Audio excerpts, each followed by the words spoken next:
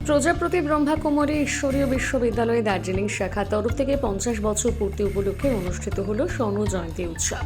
উক্ত অনুষ্ঠানে সারা রাজ্য এবং দেশের বিভিন্ন সেবা কেন্দ্রের দায়িত্বে থাকা ব্রহ্মাকুমারী ভাই বোনেরা উপস্থিত ছিলেন। অনুষ্ঠানের বিশেষ অতিথি হিসেবে উপস্থিত ছিলেন সিকিমের মুখ্যমন্ত্রী শ্রীমতী কৃষ্ণা কুমারী রায়, যিনি স্বয়ং 2008-এ ব্রহ্মাকুমারীর জ্ঞান অর্জন করেন। দুদিনব্যাপী অনুষ্ঠানে প্রায় 1500 মানুষের জমায়েত হয়েছিল। প্রথম দিন প্রভাত ফেরির মাধ্যমে অনুষ্ঠান শুরু হয়।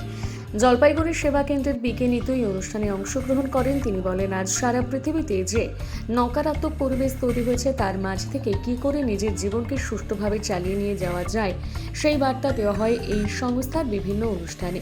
এখানে সকল বয়সের সকল ধর্মাবলম্বীদের সমানভাবে জ্ঞান প্রদান করা হয়ে থাকে। ব্রহ্মাকুমারীর সকল সেবা কেন্দ্রে 7 দিন প্রতিদিন 1 ঘন্টা করে নিঃশুল্ক কোর্সের ব্যবস্থা আছে।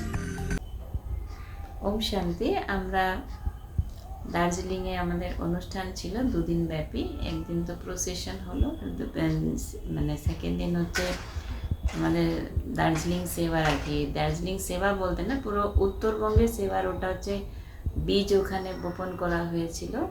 তো মানে গোল্ডেন জুবলি পালন করা হয়েছে। তো আমরা মানে পশ্চিমবঙ্গের রাজ্যের থেকে তো ছিলামই, সব জায়গার থেকে, জেলার থেকে, আর সাথে সাথে মাউন্ট আবুর থেকেও ছিলেন, গুজরাট থেকেও ছিলেন, আসাম থেকেও এসেছেন, তো আর সিকিম থেকেও এসেছেন। আমাদের সব মানে ব্রাঞ্চের ভাই বোনেরা এসেছেন। আর সাথে সাথে সিকিমের যে চিফ মিনিস্টার, ওনার মিসেসও এসেছিলেন, এবং উনি এই জ্ঞানে অনেক দিন ধরে উনি চলেন, 2008 থেকে জ্ঞানে চলেন।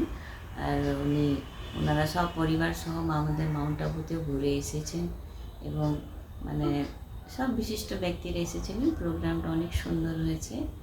সকালে প্রোগ্রাম ছিল, বিকালে প্রোগ্রাম ছিল। তো প্রোগ্রাম প্রায় মানে 1500 লোকজন ওখানে জমায়েত হয়েছিল, আর প্রোগ্রাম অনেক ভালো হয়েছে। সকলকে সেটা পছন্দ হয়েছে আর কি, যে প্রোগ্রামগুলো হয়েছে। কি বলবেন? বার্তা তো এটাই হচ্ছে কি, এখন যেরকম চারিদিকে যে পরিবেশ আমরা দেখতে পাচ্ছি, মানুষরা একদম তমপ্রধান হয়ে গেছে, কামগ্নিতে সবাই ভাসছে, ক্রোধাগ্নিতে।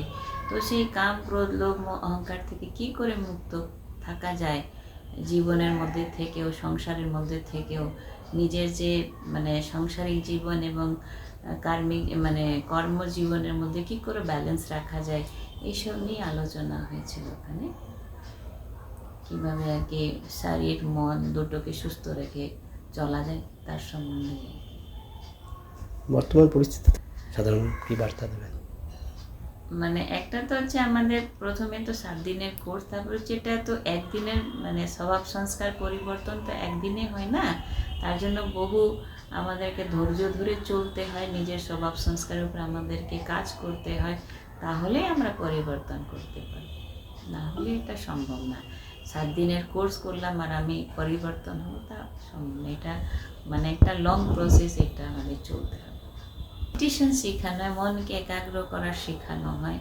পরমাত্মার যে মহাবাক্য আছে, সেটা হচ্ছে আমাদের পজিটিভ এনার্জি। সেখান থেকে কী করে আমি সারাদিন পজিটিভ থটস নিয়ে থাকবো, সেটা জ্ঞান সেখানে পাওয়া যায়।